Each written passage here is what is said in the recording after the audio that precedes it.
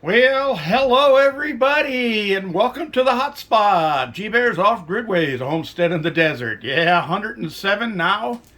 It was 108 a little while ago. It's starting to come down, I think.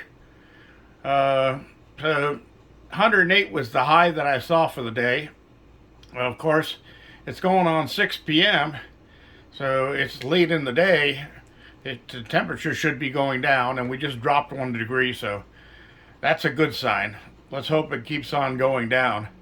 Now I've got it down to 91 here in the kitchen, but in my bedroom I've got the air conditioner running in there, and it's down to 84.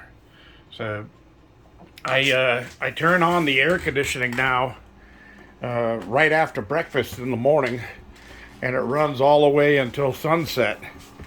And this one's running right now. Can you feel it?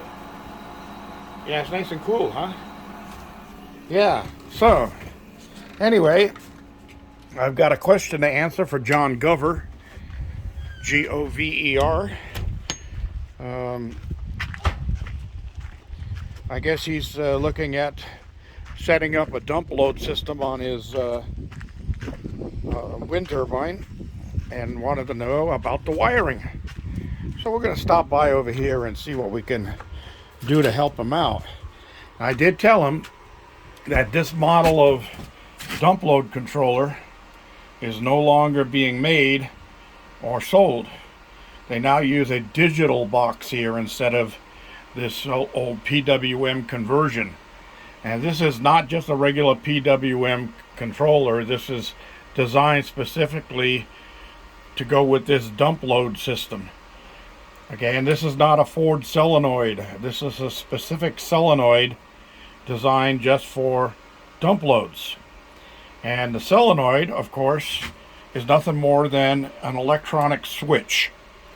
It's an electromagnetic switch. And all it does is when the power that's coming out from the what do you want to call that? The load side of the controller, when power comes out of there, it goes in here, activates the electronic coil, and closes the switch. So it makes contact between this wire and this wire.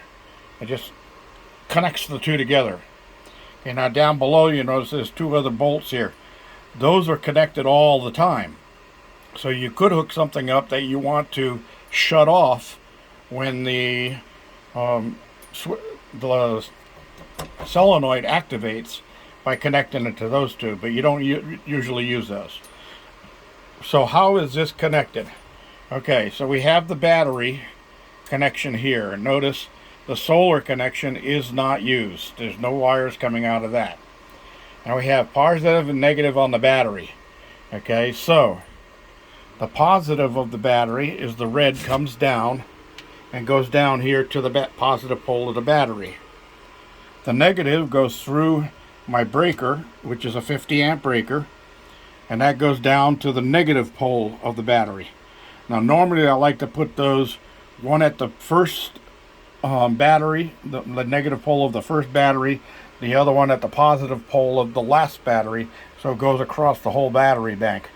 But I was short of wire when I hooked this up, so it hooked up this way. It's been working fine.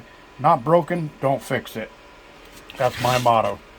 Okay, so next, this side right here is down and connected to the positive pole of the battery bank. All right. Now where's the negative? Well, it's up here at the load, what you're going to use for a load. Now this is a resistor, and this gets hot when the unit activates. And this black wire runs down to the negative pole of the battery bank.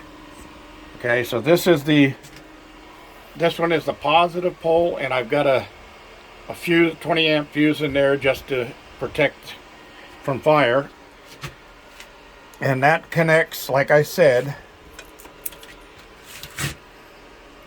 where are we? Right here. Okay, so this one's coming from the battery, and right now it's not connected. But when this thing clicks on, that means that the batteries themselves, because this battery connection is censored to the controller, so when the batteries reach 14.2, I think it is, when they reach to get to 14.2, this thing will click on and send a load to that resistor to draw the battery banks down enough so that they don't overcharge. Now, I put that system in long before I got my Midnight Classic controller. It seems that my Midnight Classic controller now pretty much manages the battery bank and keeps it from overloading. So very seldom do I see this thing kick on. I mean, I've got to have 45, 50 mile an hour winds out there blowing at the same time I've got a really sunny day to make this one work while everything else is working. Now, that's about all I can tell you on that. I hope that that helped you, John. And we'll go on from there. If you have any questions, feel free to ask, and I'll see what I can do for you. All right, so it looks like it's getting really close to time right now to do an afternoon soak in the tote koozie. I did go down and check the garden out a little earlier, made sure the chickens had water, and collected some eggs, and got myself set up with a dozen eggs to go through the week. Now they're saying that the monsoonal moisture is going to be here now.